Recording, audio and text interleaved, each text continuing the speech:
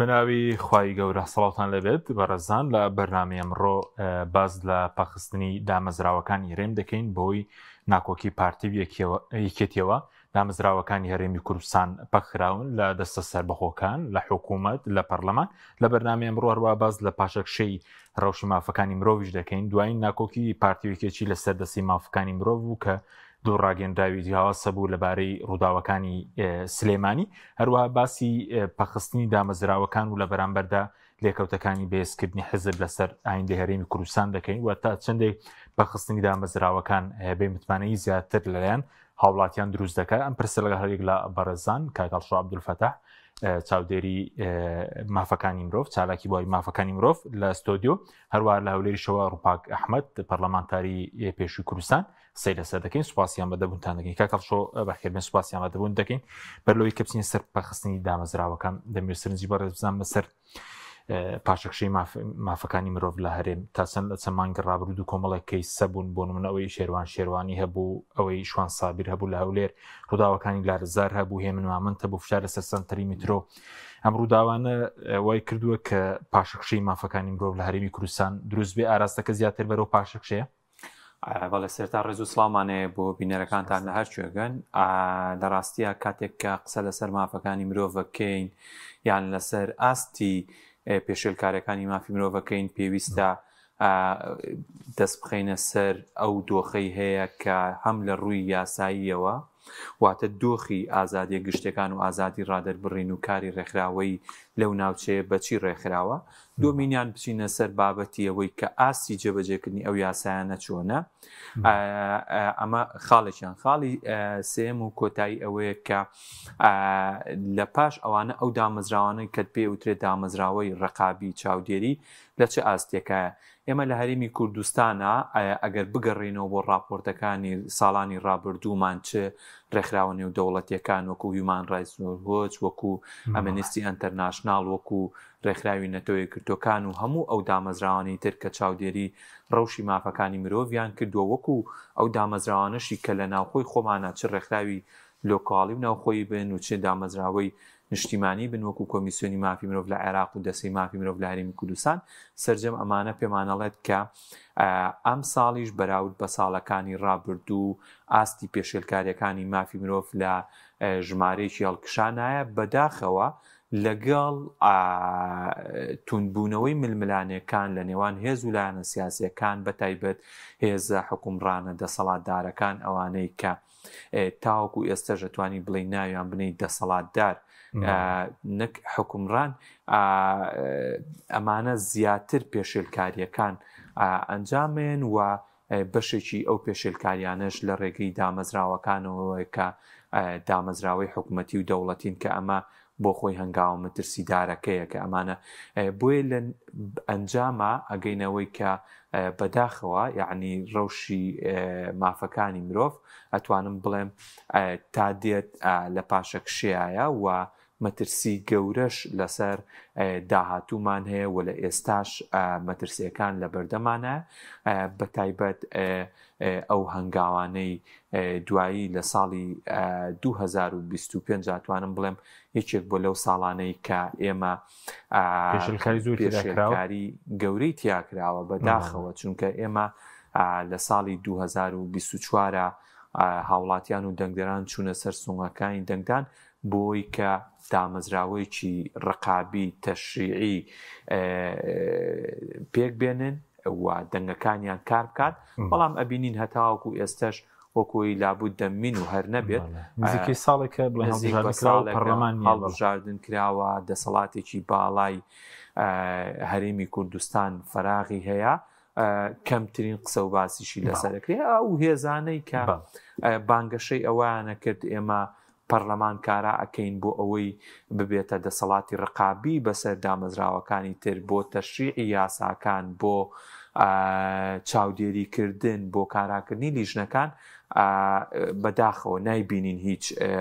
نەفەس و جوودێکی وایانتیا بێت پێم خۆشە بۆ ئەمە بەڵێ قسەی زیاتر لەسەرکەن بەس ئەوەی پێویستە بە مافەکانی مرۆڤ ئەو کەیسانە هەبوون دوایینەن ئەو کەیسەی لالزار و سلێمانی هەبوو پاشەکشێ هەیە ینی لە بواری مافەکانی مرۆڤ لە مامەڵەکەن لەگەڵ ڕووداوەکان ئەو دووسی ڕۆژنامەنووسان ئەوە لە هەولێر بڵێن کۆمەڵێک چالەکە بۆ ڕۆژنامەنووسە بوو ینی پارتی وکێتی زیاتر بەرەو تەسکردنەوەی ئازادیەکان دەڕۆن کاتێک کە لەگەڵ بەژەونەکانیان تێک دەگیرێ. بەڵێ دیارە من ئەگەڕێم بۆ بەشێکی سەرەتای وەڵامەکەم ئەویشەوەیە کە ئێمە کاتێک کە هەڵسەنگاندن بۆ مافەکانی مرۆڤەکەین یەکەم جار لەسەر یاساکانەوەسین بەشێک لەو یاسانە لە هەرێمی کوردستانە ئەتوانم بڵێم یاساگەلێکن خراپن بۆ ئازادی ڕادەربوونی خراپن بۆ مامەڵەکردن دەسەڵات بەرامبەر بە هاوڵاتیان و ڕۆژنامەنووسان و ڕێکخراوەکانی کۆمەڵگەی مەدەنی لە دوای ئەوە ئەچینە سەر هەنگاوی دووەم کە جێبەجێکردنی یاساکانە کە دەسەڵاتی جێبەجێکردنە لە دوای ئەوە ئەچینە سەر دەسەڵاتی دادوەری کە ئەویش وەکو دەسەڵاتی سێم هاوتەری بوو هاوشان لەگەڵ دەسەڵاتی یاسادانان و دەسەڵاتی جێبەجێکردن بەرپرسیارەتی ئاستی باشی و خراپی ڕۆژی مافەکانی مرۆڤیەکەوێتە بەردەست دیقەت باگەرێمە بین هەڵسەنگاندنکەین لە هەموو ئەو یاسایانەی کە هەیە بەشێک لەو یاسایانە بێگومان هەر کەسێک کە تۆمەتێکی درێتە پاڵ بەپێی یاسای سزادانی عێراقیە بێ مامەڵی لەگەڵاکرێ بەپێی یاسای ئوسوڵی محاکەمات ئەبێ مامەڵی لەگەڵاکرێ ڕەنگە بچووکترین بەڵگە دیکۆمنت کە بێنمەوە کەسێک کە تۆمەتبارە فەرمانی گرتنی بۆ دەرەچێت ئەبێ پاڵپشت بە یاسا بێ و ئەو کەسە ئەبێت دەبێت بەلا هەتا ئەمە لە دەستوری عێراقیە هاتووە ئەبێت ئەو کەسە لە 24 سعات تا 48 سعات ماگزیمەم ئەمە لە دەستوراتوە دوایی لە ئوسوڵی محاکەماتە تاکید لەوە کاتۆ تەنها لە ماوەی 24 سعاتە یەکەم ئەو کەسە ئەبێت کە سوکاری پێڕابگەیەندرێت لەکوێیە شوێنەکەی وەزیندانیەکی ئاشکرا بێت ئەمە یاسای دادوینەکان ئەمەمان بەسەرا ئەسەلمێنێ و پاشان پارێزەری هەبێت و لە دوای ئەوە و ئەو کەسە حەقی ئەوەی هەیە کە وەگەڵێ بێدەنجی هەیە سەمتی هەیە کە ئەمەش هەمووی لە یاسای ئوسوڵی دادبینی محاکەماتە هاتووە و لە یاسای سزادانی عێراقیە هاتووە و لە دەستوری عێراقیە هاتووە ئەگەر بین هەریەکێ ئەلەو ڕووداوانەی کە ڕوویە لە هەولێر و لە سلێمانی کە دادگاییکردنی شێروانی بوو کە گرتنی کۆمەڵە کەس بووە لە ڕووداوی لالەزار و دوای ئەوەش ئەبینین پێشێلکاری یاسایی لەناو ئەم کەیس و ڕووداوانە هەیە کە ئەمانە بێتە پێشێلکاری زەقی یاسایی و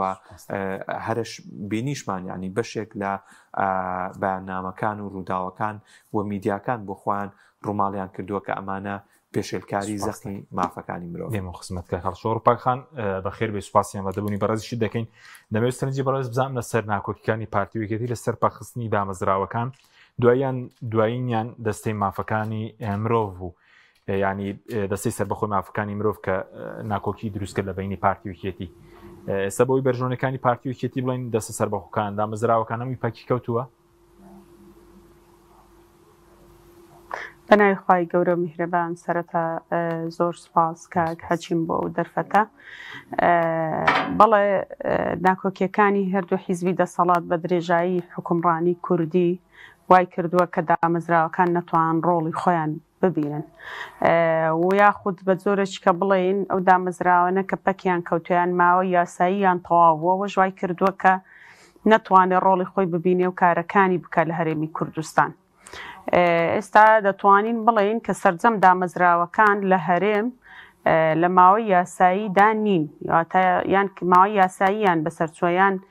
دامەزراوەی کاربەڕێکەرن یان ینی پەک خراون. ئێستا بەرزترین دەسەڵاتی سیاسی و یاسایی لە هەرێمی کوردستان پەرلەمانی کوردستانە کە بەداخەوە پەرلەمانی کوردستان ئەوە پەک خراوە. اینجا بە دوایدا ئەو موسسات و دەستانەی کە سەر بە پەرلەمانی کوردستانن وەکو دەستەی سەربەخۆی مافی مرۆڤ و هەروەها کۆمیسیۆنی باڵای سەربەخۆی هەڵبژاردنەکان و دیوانی چاودێری دارایی ئەوانە سەر بە پەرلەمانی کوردستانن ڕاستەوخۆ کە پەرلەمان پەک خرابێ ئەوانە ڕاستەوخۆ بە گوێرەی پێویست ناتوان کارەکانیان بکەن لەبەرەوەی سەر بە پەرلەمانن دواییش ئەو دەستانە بە پێی یاسای خۆیان ماوەیان بەسەر چووە و دەبۆ دەستانە هەر لە خولی پێشووی پەرلەمانی کوردستان ئەکتیڤ بکرابانەوە و دەنگیان پێ بدرابایەوە و هەڵبژێردرابانەوە بەڵام بەداخەوە ئەوەش نەکرا ئەوەی دەستەی سربەخۆی مافی مرۆڤ ئەو دەستەیە کە پێکهاتەکەی پێک هاتووە لە 5 ئەندام و سەرۆکێک 3 ئەندامیان بە محاسەسەی حیزبی کە ئەمەش خەلەلە لە هەرێمی کوردستان دەستەکانیش بە پێ بەرکەوتەی حیزبی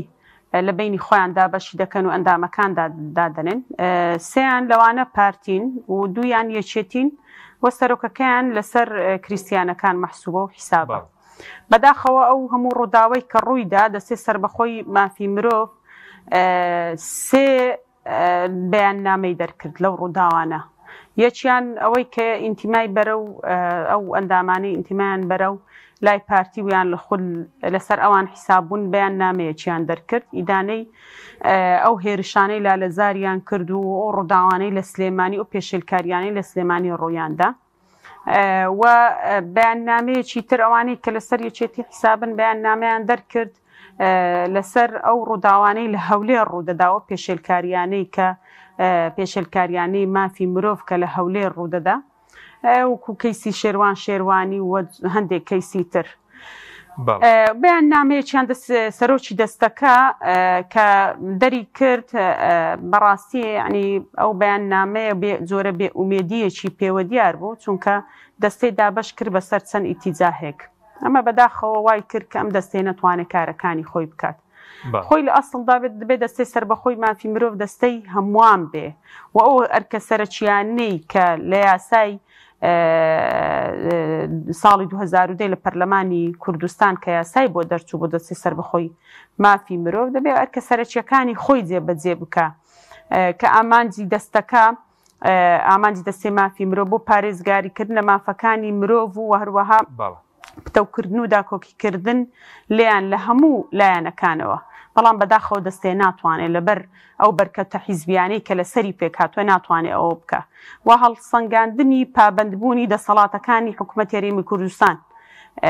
هەڵسەنگاندن بۆ پابندبوونی دەسەڵاتەکان بکە دامەزراوەکان بکە بەڵام بەداخەوەش ناتوانێت و کۆمەڵێک کارکە ئەو دەستەیە بیکە بە نمونە راپۆرتی خولی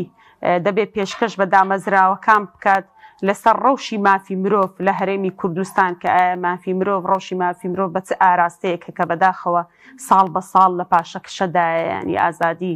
ڕادەربڕین ئازادی ژیان ئازادی ئینتیمای سیاسی سەرجەم ئەو ئازادیانەی کە بە پێ ڕێکەوتنامە نێودەوڵەتیەکانی بواری مافی مرۆڤ بە مرۆڤ و هاوڵاتیان ڕۆژنامەنووسان کە سایەتە سیاسیەکان درراوە ئەمانە هەمووی ئەم دەستێ ناتوانێت بیکە و هەروەها سەردانیکردنی گرت و خانەکان یان بەندیەکان یان ئەوانەی ڕاگیراون یان ئەوانەی ئەمر قەبزیان هەیە بینینیان ئەمە بەداخەوە دەستەیە ڕێگری لێ دەکرێت و هەر ئێستانیە کە ڕێگری لێ دەکرێت بە درێژایی چەند ساڵی ڕابردوو ئەوانەی کە لەسەر کەیسی سیاسی و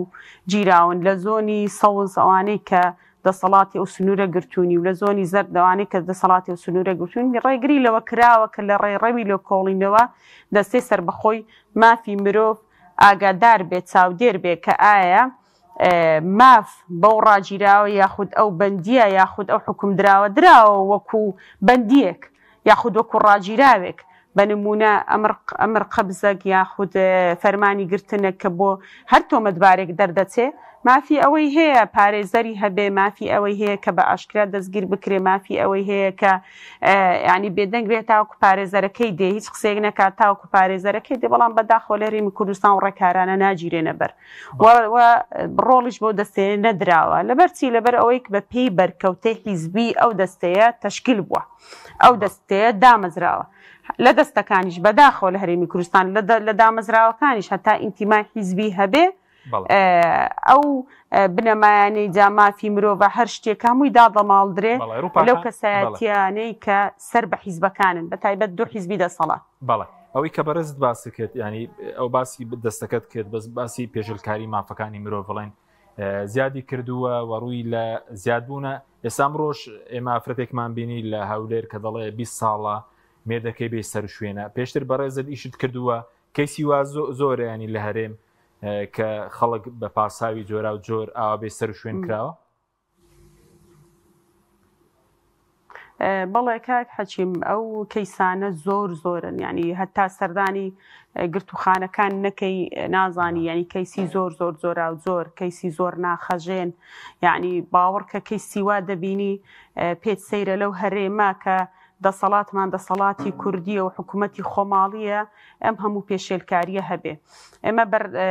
ماوەیەک لە پەرلەمان هەر بە درێژایی 4 ساڵ بەس ماوەیەک زۆر بە قوڵی چوینە هەم سەردانی گرتوخانەکان و هەم سەردانی چاکسازیەکانمان کرد کەیسی زۆر سیر و ئەو خەڵکەی کە سکاڵای دەهێنا کەیسی بێسەر و شوێنان زۆرە لە هەرێمی کوردستان ینی ئەوەندە کەیسەکان زۆرن هەیە 15 ساڵە بێسەر و شوێنە هەیە 20 ساڵە بێسەر و شوێنە هەیە 18 ساڵە بێسەر و شوێنە کەیس هەیە بە یەک شەو باوکو و کوڕ و زاوە لە یەک ماڵ بردراوە تا ئێستا وەکو کەیسەی ئەوڕۆ تا ئێستا سۆراغی دیار نییە نازانن لە کوێنە ماون نەماون ئەوان تەنها ئەوەیان دەوێت کە پێیان بگوترێ ئەوانە ماونیاننا ئێمە لە ئەنجامی بەدوادا چوون بەڕاستی سەردانی جیهەتی تایبەتمەندمان کرد و بەخۆم لەگەڵ وەزارەتی تایبەتمەند و وەزیری تایبەتمەند قسەم کرد ئەو کەیسانەوە هەر چەند ناوێکیشم پێدا گوتی ئێمە لە گرتوخانە لە چاکسازیەکانی ئێمە ئەو ناوانەیە تو باسی دەکەی بوونیان نییە بەداخەوە ئەوان نە ئەوە تێ بێ ئەمەل بکرێن تەرمەکان کە نەما بن ڕادستیان بکرێتەوە نە ئەوە تێ پێیان بڵێن ئەوە ماون و لە فڵان جێنە ینی هەیە بابوو کوڕە هەیە بابوو کوڕ و زاوایە هەیە دوو برایە ینی کەیسی ئاوە زۆرە ینی خانەوادەکانیان بەشێکیان ترسێنراون ناتوانن هەر داوا بکەن کە ئایا سۆراغیان ینی لە کوێنین چ دەکەن ینی چۆنن ماونیان نە کەیسمان هەیە 2003 گیراوە 2006 یەکێک کە لەگەڵی گیراوە بەر بووە ئەو کاتە بینیوێتی لە پاش ئەو کاتەوە کەس نەیبینیوە کە ئایا ماوەیان نەجاوە تەبان لە هەردوو زۆنە ئەوە نییە هەر بڵین لێرە لە زۆنی زەرتێ لە سەوز نیە لە سەوز هەیە لە زەرد نییە ئەو کەیسانە بوونیان هەیە بەداخەوە ینی کۆمەڵێک خانەوادە پێی و مبتەلا بووە یعنی هەم ئەوەی کە ئەو ڕۆبینیمان ئەو ئافرەتە کە دەڵێ 20 ساڵە من دەگەڕێم 20 ساڵە ینی بەدوای یەک سۆراغ دەگەڕێ بەس پێ بگوترێ ماوەیان نەماوە بەس یان یەک جار بە تەلەفۆنی قسەیەکی لەگەڵ بکە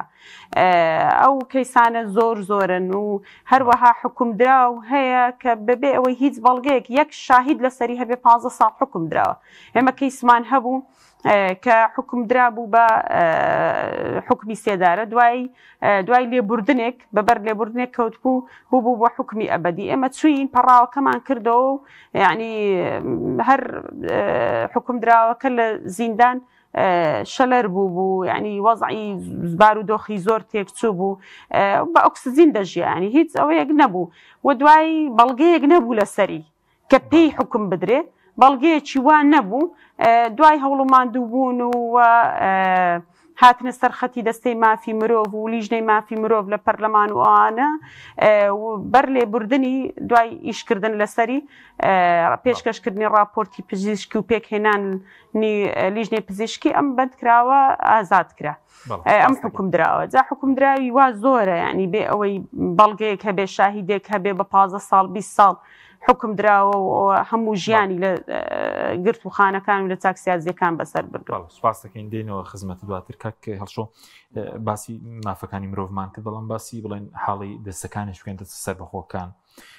ڕوپاخان باسیەوەی دەستەکانی مافی مرۆڤی کە دەستی مافی مرۆڤ بڵێن ئەوە کۆمیسیۆنی هەڵبژاردنەکانمان هەبوو لە 2009 ماوە یاسایی بەسەرچوو سەرۆکی دەستەی دەستپاکی ماوەی یاسایی بەسەر چووە دیوانی چاودێری دارایی سەرۆکەکەی ماوەی بەسەر چووە ینی بۆ دەستە سەربەخۆکانی شەلەل کراون ینی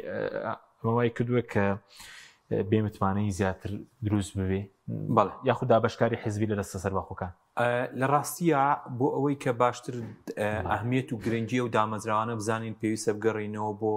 ئەساسن کە ئێمە لە عێراقا دەستورمان هەیە دەستوری ساڵی 2005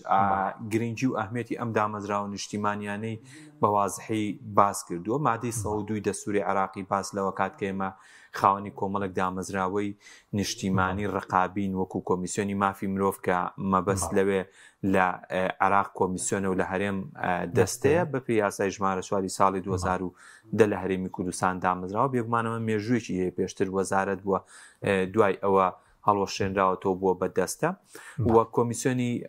سربەخۆی مافەکانی مرۆڤمان هەیە و دیوانی چاودێری داراییمان هەیە و دەستەی نەزاهەمان هەیە. ئەمانە لە مادەی 102 دەستوری عێراقیە هاتووە کە ئەمانە دامەزراوەی ڕقابی سربەخۆن لەژێر خازعن بۆ ڕقابەی پەرلەمانی عێراق. ئەمە لێرەوە ئەمە بڵێم یعنی ئەم دامەزراوە ڕقابیانە کە تۆ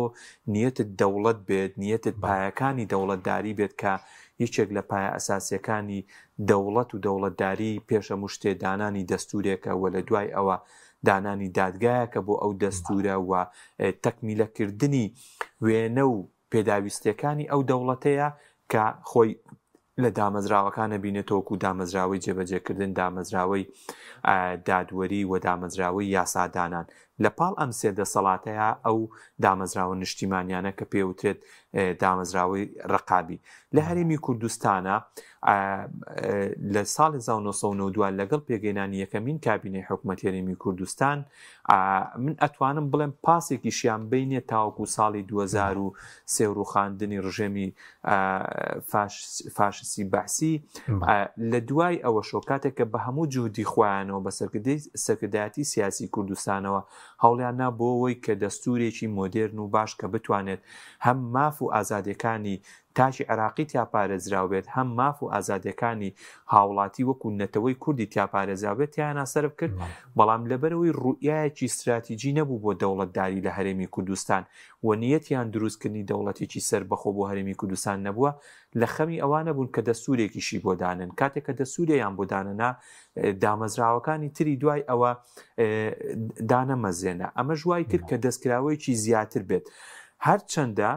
نوعەنما جۆرێک لە جۆرەکان ئەکتیفامان کرد بەوەی کە کۆمەڵێک دامەزراوەی ڕقابی بە یاسا دەربکرێت. مەسەلا دیوانی چاودێری دارایی یەکێکە لەو دامەزراوانەی کە تۆ ناکرێت لە دنیاە دامەزراوەیەکی واد نەبێت، واتە ئەگەر نەتبوو نەقسێکی گەورە دەبێت. ئەگەر دیقەت بین مەسەلا ئێستا ئێمە دیوانی چاودێری دارایی کە ئەم دامەزراوەیە لە ساڵی 2008ەوە بەپێی یاسایە دامەزراوە و دەستەی دەستپاشی لە ساڵی 2011 بەپێی یاسای ژمارە 3 دامەزراوە و مافی مرۆڤ بەپێی یاسای ژمارە 4 ساڵی 2010 دامەزراوە و کۆمیسیۆنی باڵای سەربەخۆی هەڵبژاردن و ڕاپرسی لە ساڵی 2014 دامەزراوە. ئەگەر بگەڕینەوە بۆ باگراوندی هەرێکێ لەم دامەزراوانە حقیقەتی ئەو دەسەڵاتە سیاسیمان بۆ دەرەکەوێت کە بۆچی ئەمانەی دەرکردووە. یەکەم کۆمیسیۆنی باڵای سەربەخۆی هەڵبژاردنەکان کاتێک کە ئەم دامەزراوی دامەزران خواستێکە بوو کە ڕیفراندۆم بکرێت، کە ڕاپرسی بکرێت.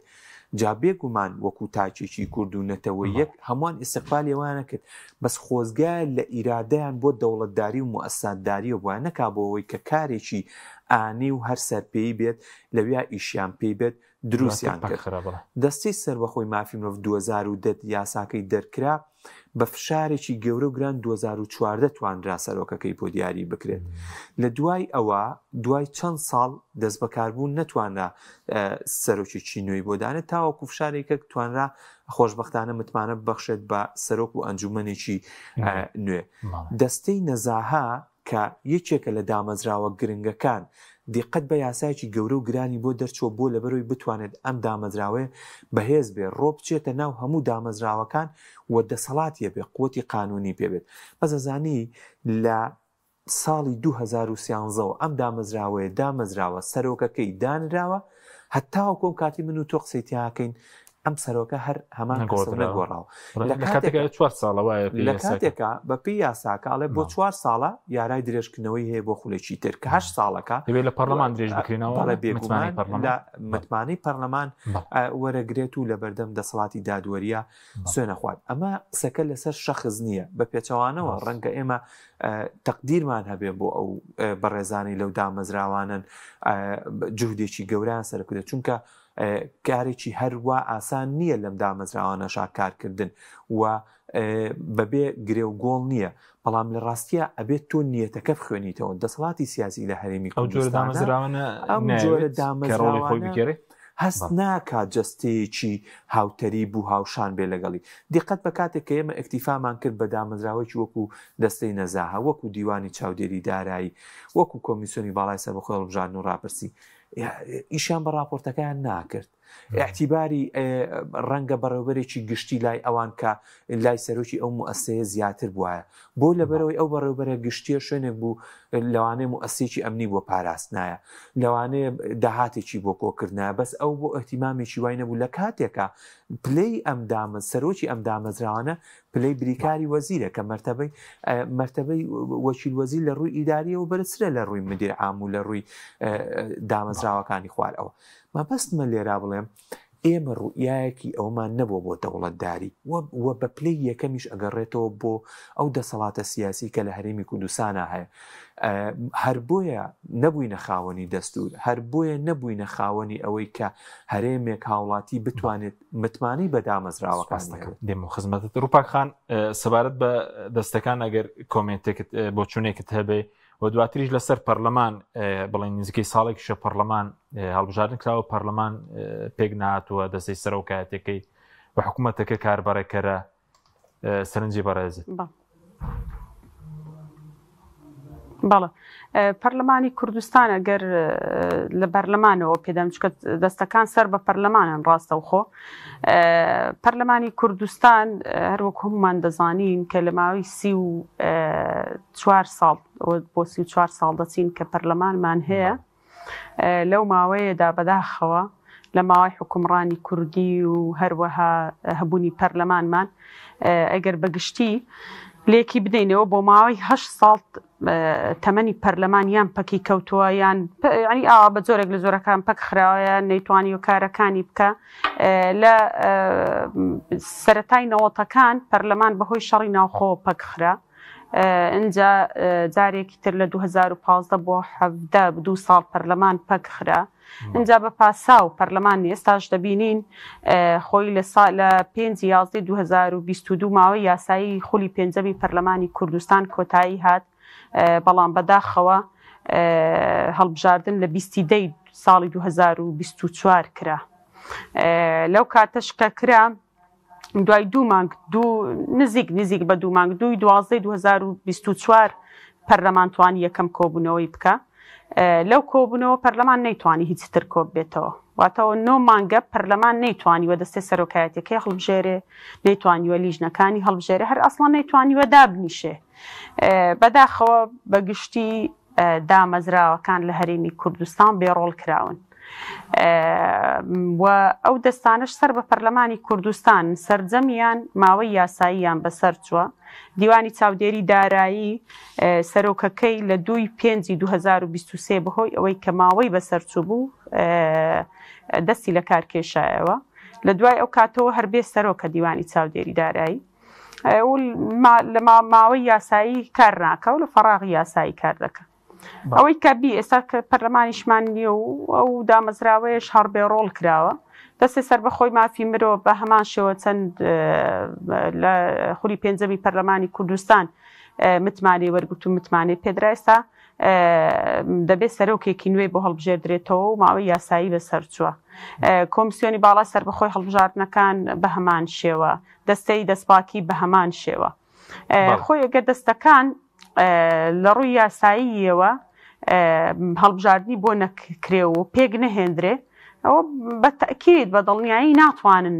کارەکانی خۆیان بکەن و لەگەڵ ئەوەشدا دەستەکان بە پێی بەرکەوتەی حیزبی دانراون واتە ناتواندرێن ئەو دەستانە داماڵێندرێن لە ئینتیمای حیزبی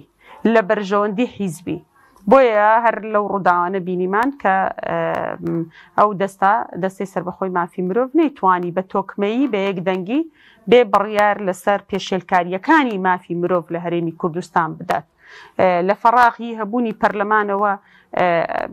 دیسانەوە نەیتوانی چکە دەستی سەربەخۆی مافی مرۆڤ راپۆرتەکانی پێشکەشی پەرلەمان دەکا و لەوێ لیژنەی مافی مرۆڤ کە پەرلەمانێکی کارەمان هەبێت دادەنیشێ لەگەڵ دەستەکە لیژنە پێک دەهێنن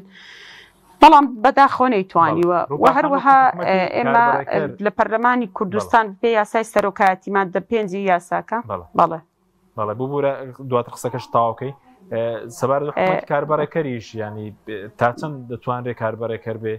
لە زۆربەی شوێنەکان 2 مانگ 3 مانگ لێرەوە لە بڵین زیاتر لە 2 ساڵە تاکەی دەبێ هەروە بەردەوام بێ بڵێن ماوەی بەسەرچوو بێ بەڵێ ئەم حکوومەتەش کابینەی نۆیمیش کە متمانی لە پەرلەمان وەرگرت پێویست بوو کاڵبژاردن دەکرا پەرلەمان دەست بەجێ دوای هەڵبژاردننی دەستێ سەرۆکایەتی پەرلەمان سەرۆکی هەرێم لە پەرلەمان هەڵبژێرێ لە ناو پەرلەمان بە پێی یاساکە کە هەموار کرایەوە لە خولی پێنجەم بەداخەوە سەرۆکی هەرێمیشەوە هەڵنەبژێردراوە و سەرۆکی هەرێمیش بە یاسایی لە سەر پۆستەکەی خۆی نییە و دوای ئەوە دەبێت کابینەی دەیەم متمانەی لە پەرلەمان لەو خولەی پەرلەمانی کوردستان متمانەی پێ بدرێ بەداخەوە ئەوە زیاتر لە 2 ساڵە کابینەی نۆیەم کابینەی کاربەڕێکەرە خۆی کاربەڕێکەری بۆ حکوومەتێکە کە هەڵبژاردن کراوە چاوەڕێی ئەوە دەکرێت لە ماوەی یاسایی خۆی پەرلەمان کۆب بێتەوە و دانیشتن بۆ متمانەدان بە کابینە بداواتە ئەو پەڕی 2 مانگێکە 3 مانگێکە لەوە نابێ زیاتر تێپەڕێت چونکە لە ماوەی ئەو 2 ساڵە تو دەبێت پەرلەمان پرۆژە یاسا بودجەت بۆ پەسەند بکە کامان نییە ئەنی بەکە پەرلەمانیش هەبوو هەر نەبووە پرۆژە یاسای بودجە حکوومەت نەینادەوە پەرلەمانی کوردستانەوە دەبێت پەرلەمان چاودێری کاروبارەکانی حکوومەت بکە و دەبێت بە دوواداچوون بۆ کاروبارەکانی حکوومەت بکە و دەبێت لێپرسینەوە لە حکوومەت بکە بەداخەوە ئێستا حکوومەتێک بەبێ حکوومەتێکە بەبێ ئەوەی هیچ دامەزراوێک ڕقابێ لەسەر ئەو حکوومەتە هەبێ حکوومەتیش چونکە حکوومەتی کاربەڕێکەرە ناتوانێت دەردامەزراوەکان دەستەکان مورزەم بکە بۆ ئەوەی کارەکانی خۆیان بکەن و پێم وایە 2 حیزبی دەسەڵات دەیانەوێت بەو مەسار و ئاراستەیە بڕوە هیچ دامەزراوەیەک ڕۆڵی نەبێ کاریگەری نەبێ بۆ ئەوەی هەرچی لە بەرژەوەندی حیزبەکانە ئەوە بێن تەبەنی بکەن و کاری لەسەر بکەن زادۆ خێرم پێداچی بەسەر ئێستا دامەزراوەکان لاواز کراون بڵێن هێزی چەکداری حەزب دەستێوەردان لە دادگاکان بەکارهێنانی داهات دۆکێرین بەرەو کوێ دەڕواگەر هەروە بەردەوام بێت ئەوە دامەزراوەکان بەسەر چوون دروست نەکرێن بڵێن پێگەکانی حەزب لە ڕووی داهات و چەکدار و هەواڵگیریەوە بێستر دەکرێن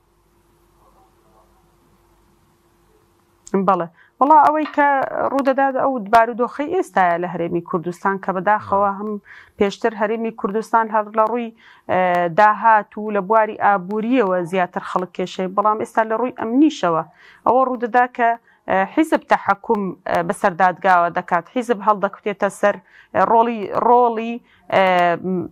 دادگا دەبینێ ئەنی هەڵدەکوتێتە سەر بۆ نمونە حیزبێکی تر و خەڵکێکی تر و لە ئەنجامی ئەوە کە پەرلەمان نەبێ بە دوواداچوون کاوەتە خەڵک لە ئەنجامی شەڕێک خەڵکێکی زۆر بێستەر و شوێن بە و خانەوادەکانیان نەدەزانن ماون نەماون لە ئەنجامی ئەوەیە کە ڕۆژنامە و زیندانی دەکرێت کەیسی بۆ دروست دەکرێت و محکەمە دەکرێت دیسانەوە لە ناو زیندان کەیسی بۆ دروست دەکرێت و دیسانەوە پێی حکم دەدرێت چکە دامەزراوەیەک نییە پەرلەمانێک نییە بە دوواداچوون بکە لە ئەنجامی ئەوەیە موچەخۆران هەواڵی بە پەلە و خۆشیان دەبێ ئەوە بێ کە بە چەند مانگێک موچەیەکدا بەش بکرێ لە ئەنجامی ئەوەیە ئێمە ئەو حکوومەتە وەتە پابەندە دارایەکانی خۆی ناکا و پارە نانێرێتەوە و نەود نانێرێ بۆ بەغدا و بەغداژەوەتە موچەمان بۆ نانێرێ خەڵک لە بارودۆخەکی زۆر ناهەمواردایە هەم لە ڕووی ئابووری هەم لە ڕووی دارایی هەم لە ڕووی ئازادی ڕادەربڕین و هەم لە ڕووی ئەمنیش بەڕاستی خەڵک متمانە و سیقەی نەماوە یعنی بەڕاستی 2 حیزبی دەسەڵات دوایان کردووە کە نیشانی پرسیاریان خستۆتە سەر ئەو قەوارەیەش خەریکە قەوارەیە ئەم قەوارەیەش کە هەمومان دڵمان پێی خۆشە و بە خوێنی چەندەها شەهیدی ئەم ڕۆڵە و ئەم نیشتیمانە ئەم قەوارەیە دروست بووە بەڵام بەداخەوە ئێستا وایان لێ کردووە قەوار ئینتیما و خۆشەویستیان بە ئەو قەوارەی نەهێشتووە ینی بەداخەوە گەنجێک کە جاران دەچۆ شاخ و چەکی لە شان دەکرد و دەجەنگا بۆ ئەوەی کوردستان سەربەخۆ بێ بەڵام ئێستا ئەو گەنجە ڕۆیشتن بۆ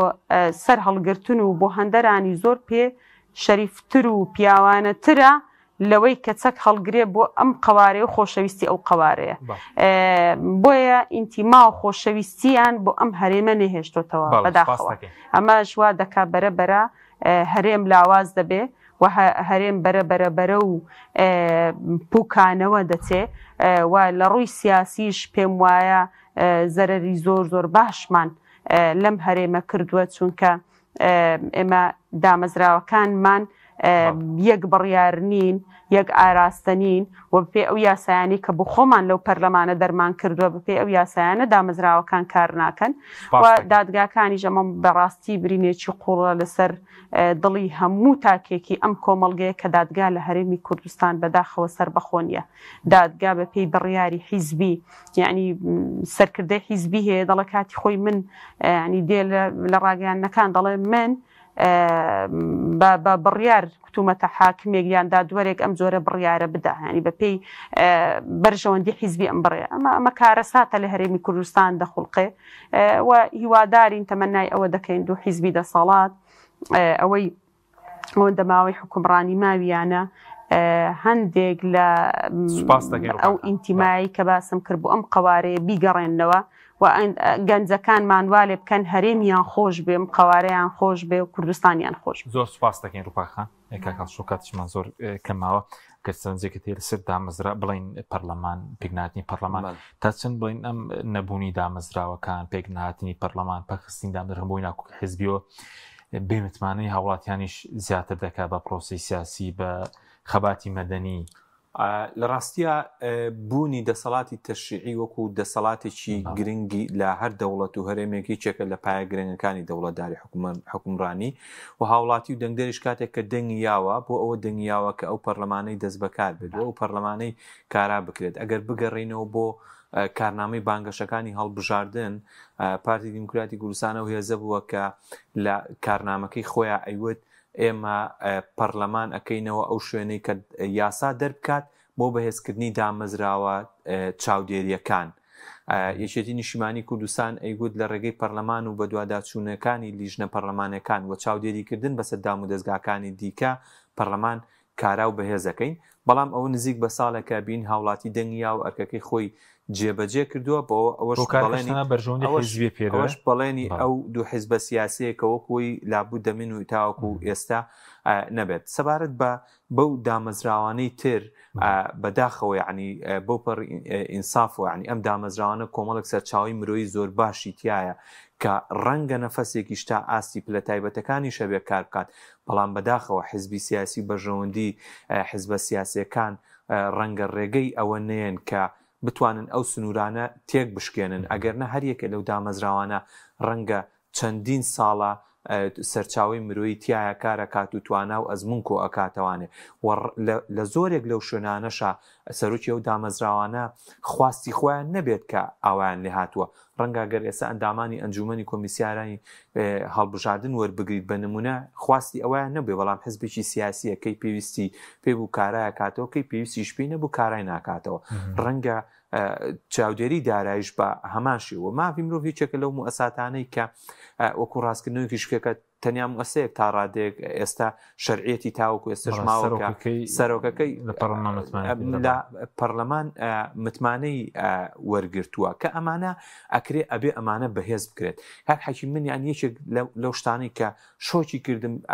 تازەترین ڕاپرسی بوو کە لەلایەن ناوەندی توێژینەوەی سبەیەوە ئەنجام درراوە. ئەزانی